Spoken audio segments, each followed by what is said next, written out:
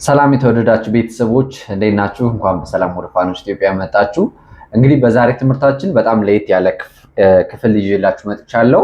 እዚህ ላይ አሁን መጀመሪያ በዛሬ ትምህርታችን ምን እንደምትማሩ ላሳያችሁ። የመጀመሪያው ከፊደል ቆጠራ ወደ ንባብ ነው የምንሄደው። በቃ ዛሬ ፊደል ትማራላችሁ፣ ከዛ ደግሞ ቀጥታ ወደ ንባብ እንሄዳለን ማለት ነው።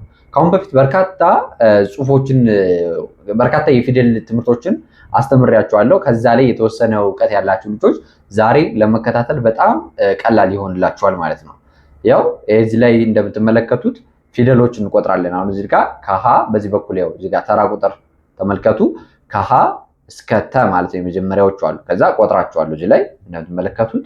ከዛ ከቸ እዚህ ላይ ደግሞ ማለት ነው ከቸ እስከ ዠ አለ እንዳል ሙሉ ማለት ነው። ከዛ ከየ እስከ ፐ አለ ማለት ነው። ከዛ ክፍል አንድ ባለ ሁለት ፊደላትን እናያለን። እዚህ ላይ እንደምትመለከቷቸው እነዚህን ማለት ነው ባለ ሁለት ፊደል ቃላቶች ማለት ነው። ሁለት ፊደል ተጠቅመው የምንጽፋቸው ባለ ሁለት ባለ ሶስትም አሉ እናያለን ማለት ነው። ከዛ ባለ ሶስት እዚህ ላይ እናያለን። ለምሳሌ የመማሪያ እቃዎች ተፈጥሮ ወይ ደግሞ ተፈጥሮ የምንላቸው ፀሐይ፣ ጨረቃ፣ ደመና ምናምን እዚህ ላይ የምታዩቸው በቤትና በዙሪያችን ያሉ ነገሮች እናያለን። ከዛ ደግሞ ቀላልና ጠቃሚ አጫጭር ሐረጋት እናያለን። እዚህ ጋር ያው እንደምትመለከቱት ሰላም ነው ስንል እንኳን ደህና መጣችሁ፣ ይቅርታ አድርግልኝ ስንል ይህ ሁሌ የምንጠቀማቸው ቃሎች ናቸው ማለት ነው። አመሰግናለሁ፣ ባክሽ ያልን ስንል እንዴት ነው የምንጽፈው? አሁን ያው ሶሻል ሚዲያ ላይ ቴሌግራም ሊሆን ይችላል፣ ዋትሳፕ፣ ኢሞ ላይ የምትጻጻፉት ነገር አለ ሰዎች ጋር ስታወሩ እዚያ ላይ የምትጠቀሟቸው ቃሎች ማለት ነው። በትምህርት ቤት ውስጥ እዚህ ላይ ለምሳሌ የምትጠቀሟቸው ትምህርት እወዳለሁ፣ መጽሐፍ ላንብብ ምናምን አይነት ነገሮችን እናያለን። በክፍል 4 ደግሞ ለንባብ ልምምድ የሚሆን አጭር ተረት እናያለን ማለት ነው። ይህ በጣም ጠቃሚ ነው። አያችሁ፣ ይህን ሁሉ ካየን በኋላ ይህን እናነባለን። ያው ይችን ተረት አብረን እናነባታለን፣ ይችን አብረን እናነባለን ማለት ነው። ከዛ አለቀ ማለት ነው። እስከዚህ በትዕግስት ከመጨረሻው አብራችሁ ትቆያላችሁ። በጣም ተተርፉበታላችሁ። ስለዚህ እስከ መጨረሻው አብራችሁ ለመቆየት ተዘጋጁ ማለት ነው። ኦኬ እሺ። አሁን ያው እዚህ ላይ መጀመር እንችላለን። አብራችሁ ተከታተሉ። ያው ጽሁፉን ይህን ቀጥታ ቴሌግራም ላይ ይልክላችኋለሁ።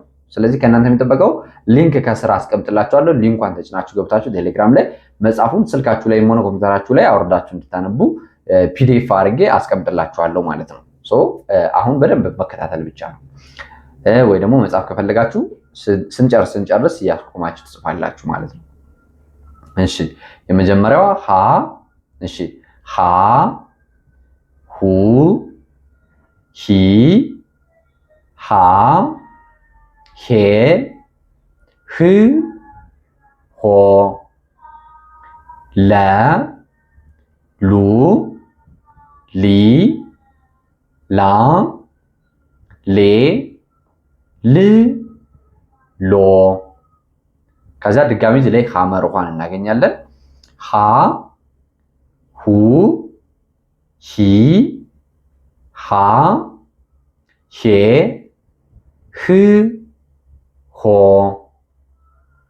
መ፣ ሙ፣ ሚ፣ ማ፣ ሜ፣ ም፣ ሞ፣ ሰ፣ ሱ፣ ሲ፣ ሳ፣ ሴ፣ ስ፣ ሶ፣ ረ፣ ሩ፣ ሪ፣ ራ፣ ሬ፣ ር፣ ሮ፣ ሰ፣ ሱ፣ ሲ፣ ሳ፣ ሴ፣ ስ፣ ሶ፣ ሸ፣ ሹ፣ ሺ፣ ሻ፣ ሼ፣ ሽ፣ ሾ፣ ቀ፣ ቁ፣ ቂ፣ ቃ፣ ቄ፣ ቅ፣ ቆ፣ በ፣ ቡ፣ ቢ፣ ባ፣ ቤ፣ ብ ቦ ተ ቱ ቲ ታ ቴ ት ቶ ኦኬ የመጀመሪያው ጨረስን ማለት ነው። እሺ የሚቀጥለው ቸ ቸ ቹ ቺ ቻ ቼ ች ቾ ሃ ሶስተኛዋ ማለት ነው። ሶስተኛው ሃ ሃ ሁ ሂ ሃ ሄ ህ ሆ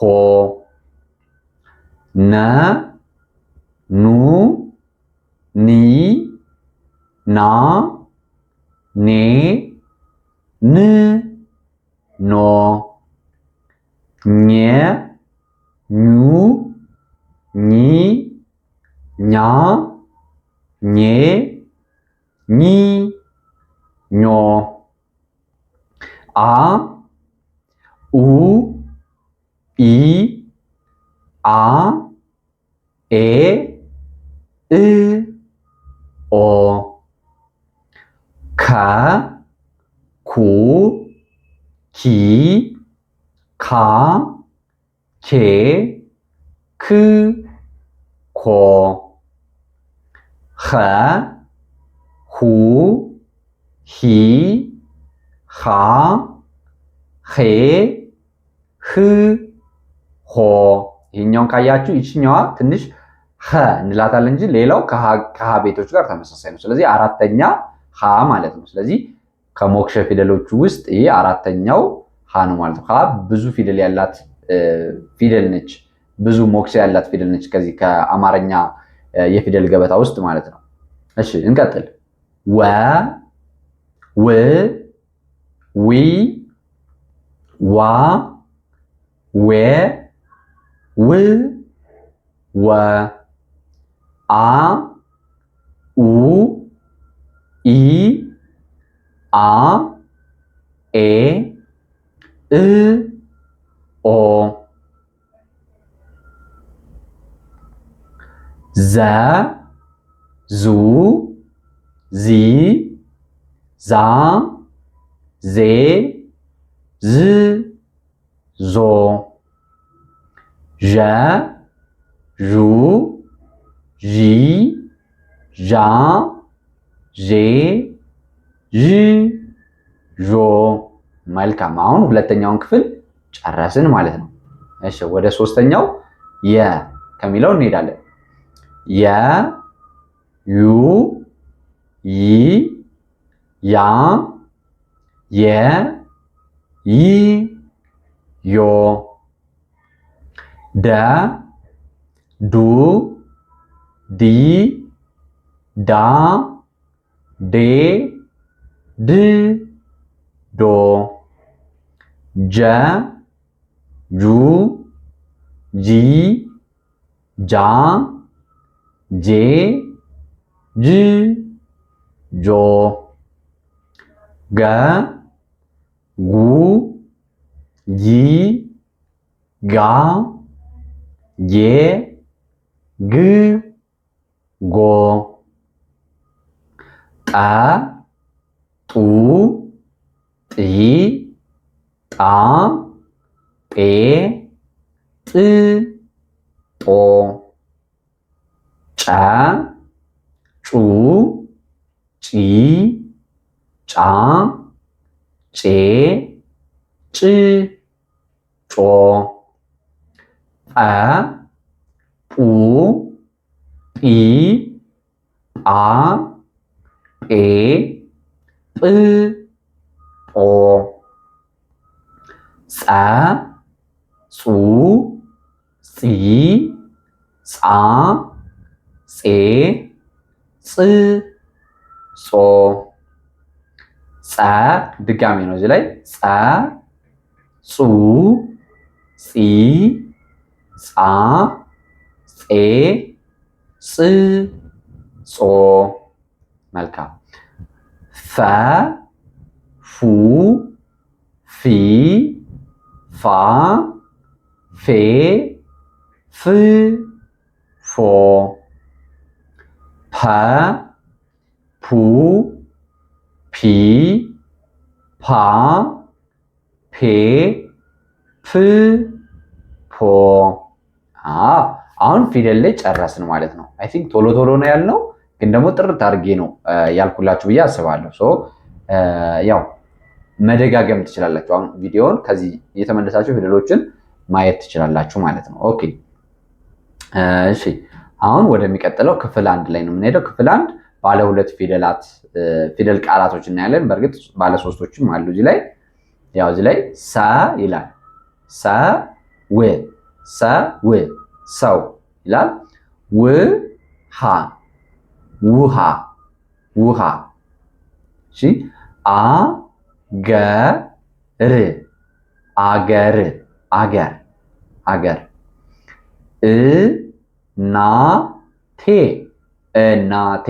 እናቴ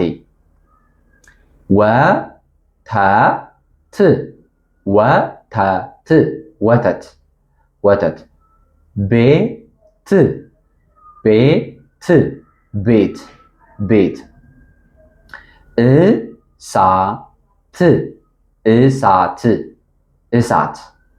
እሳት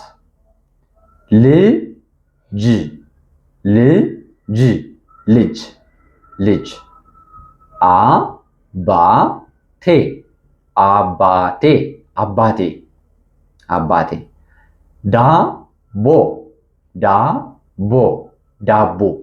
ዳቦ። እሺ፣ አሁን የቤት እንስሳት እና ሌሎች ቃላት ይላል።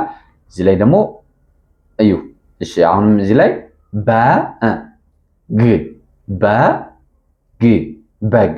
በግ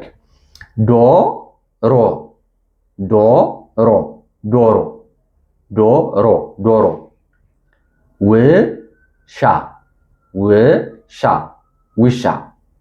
ውሻ ስም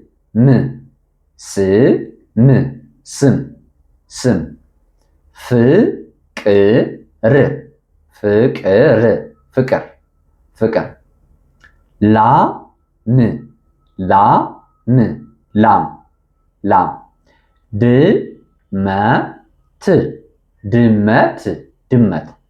ድመት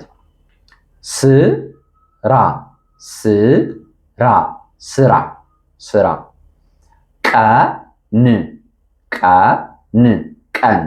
ቀን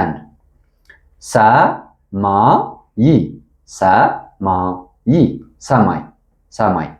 እሺ፣ ሌላኛው ክፍል 2ታችን ደግሞ ባለ 3 ፊደላት እናያለን። እሺ፣ እዚህ ላይ የመማሪያ እቃዎች የምንማርባቸው እቃዎች ለምሳሌ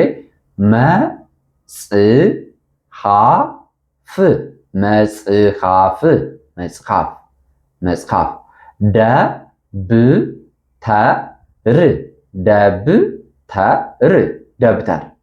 ደብተር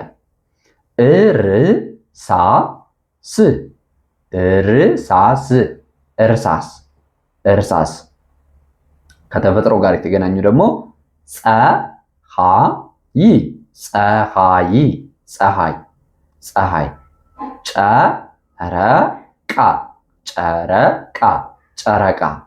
ጨረቃ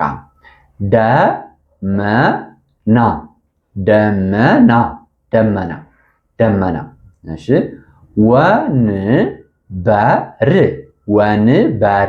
ወንበር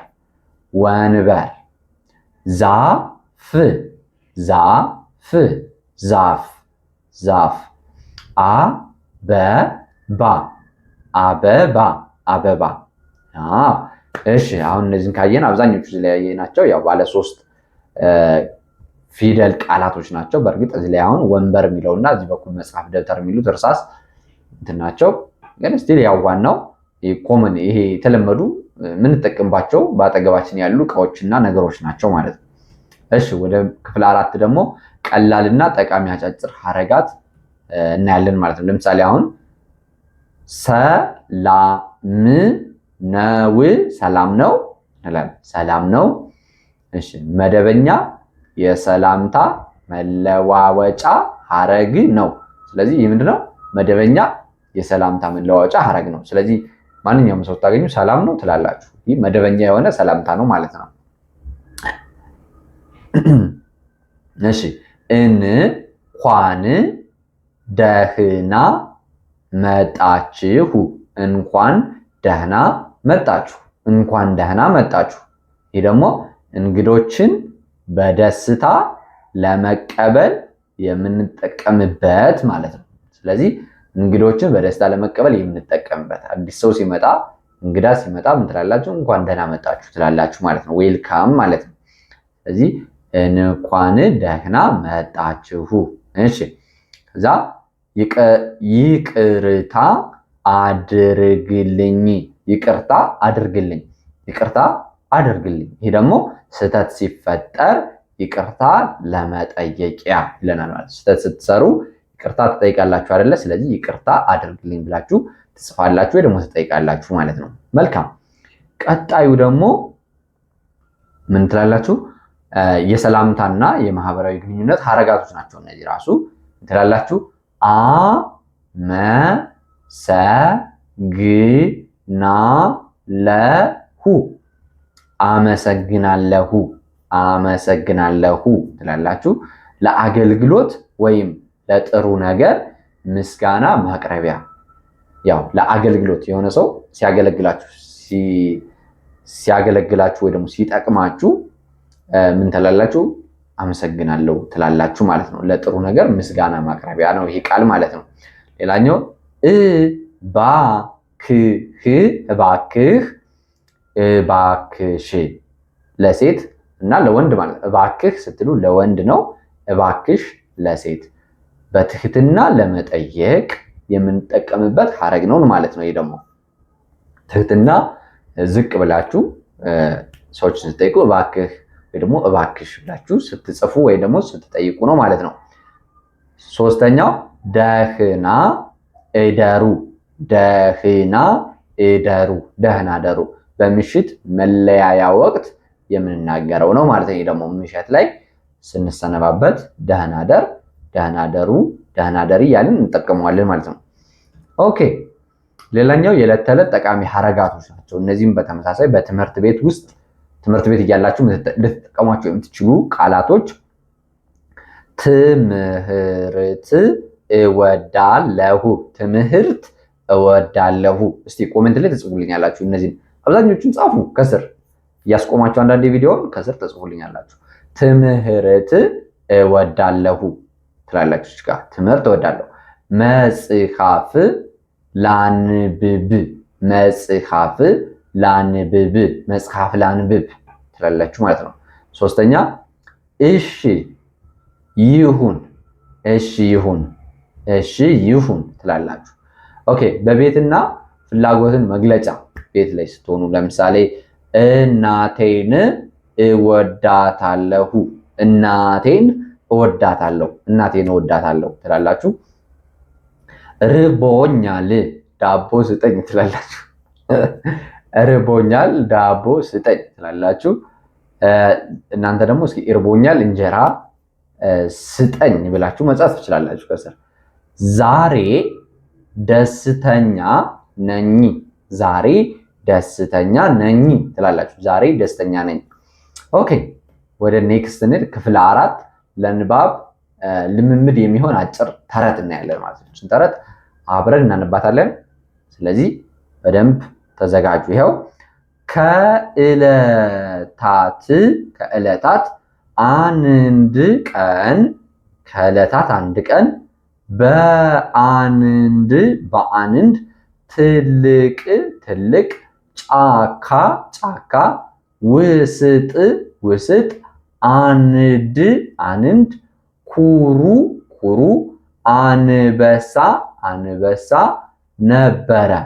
ነበረ። ስለዚህ ከዕለታት አንድ ቀን በአንድ ትልቅ ጫካ ውስጥ አንድ ኩሩ አንበሳ ነበረ። እሺ አንበሳው ጫካውን በሙሉ እኔ ብቻ ነኝ የምገዛው እያለ ይፎክር ነበር። ስለዚህ አንበሳው ጫካውን በሙሉ እኔ ብቻ ነኝ የምገዛው እያለ ይፎክር ነበር። እሺ አንድ ቀን ግን አንበሳው በትልቅ መረብ ውስጥ በድንገት ተያዘ። እሺ ስለዚህ አንድ ቀን ግን አንበሳው በትልቅ መረብ ውስጥ በድንገት ተያዘ። ጉድ ሊወጣ አልቻለም። በጣም ጨነቀው። ጮኸ፣ አገሳ። ነገር ግን ሊረዳው የመጣ ምንም እንስሳ አልነበረም። ስለዚህ እሺ በጣም ጨነቀው፣ ጮኸ፣ አገሳ። ነገር ግን ሊረዳው የመጣ ምንም እንስሳ አልነበረም እንላለን። እሺ ሁሉም ፈሩት። እሺ ይቀጥላል። በዚህ ጊዜ አንዲት ትንሽ አይጥ በዚያ በኩል እያለፈች ነበር። በዚህ ጊዜ አንዲት ትንሽ አይጥ በዚያ በኩል እያለፈች ነበር። በጣም ጥሩ። እሺ ከዛ የአንበሳውን ጩኸት ሰማች። የአንበሳውን ጩኸት ሰማች። እሺ ወደ እሱ ቀረበችና አይዞህ እኔ አወጣሃለሁ አለችው። ስለዚህ የአንበሳውን ጩኸት ሰማች፣ ወደ እሱ ቀረበችና አይዞህ እኔ አወጣሃለሁ አለችው ይለናል። እሺ አንበሳውም ሳቀባት። አንቺ ታናሽ ፍጥረት እንዴት እኔን ታድኝኛለሽ አላት። ስለዚህ አንበሳውም ሳቀባት፣ አንቺ ታናሽ ፍጥረት እንዴት እኔን ታድኝኛለሽ አላት። እሺ አይጧ ግን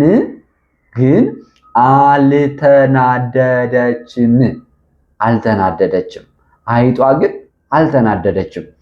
በሹል ጥርሶቿ መረቡን ቀስ በቀስ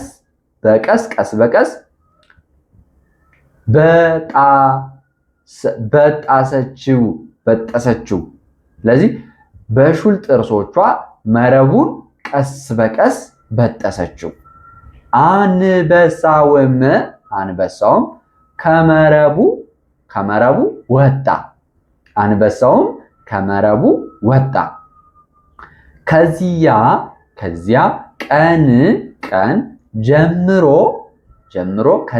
ቀን ጀምሮ ማንንም መናቅ እንደሌለበት ተረዳ። ከዚያ ቀን ጀምሮ ማንንም መናቅ እንደሌለበት ተረዳ ይለናል ማለት ነው። አሁን ደግሞ ፈጠን ብዬ አንዴ ልድገምላችሁና ልጨርስ። ከዕለታት አንድ ቀን በአንድ ትልቅ ጫካ ውስጥ አንድ ኩሩ አንበሳ ነበረ። አንበሳው ጫካውን በሙሉ እኔ ብቻ ነኝ የምገዛው እያለ ይፎክር ነበር። አንድ ቀን ግን አንበሳው በትልቅ መረብ ውስጥ በድንገት ተያዘ። ሊወጣ አልቻለም። በጣም ጨነቀው፣ ጮኸ፣ አገሳ። ነገር ግን ሊረዳው የመጣ ምንም እንስሳ አልነበረም።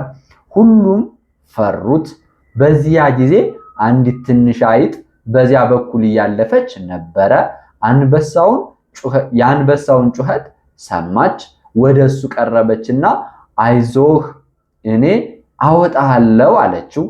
አንበሳውም ሳቀባት። አንቺ ታናሽ ፍጥረት እንዴት እኔን ታድኝኛለሽ አላት።